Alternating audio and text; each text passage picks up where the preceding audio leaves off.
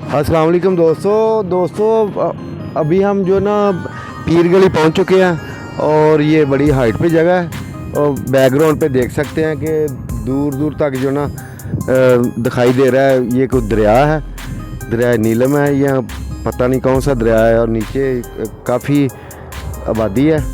तो अभी आबादी से हम काफ़ी दूर हैं। तो ये एक चेक पोस्ट है पीर गली की जो कि बड़ी हाइट पे है। तो अभी हमने नीचे जाना है तो टाइम काफ़ी लगना है, तो अभी निकलते हैं हम। बहुत शुक्रिया।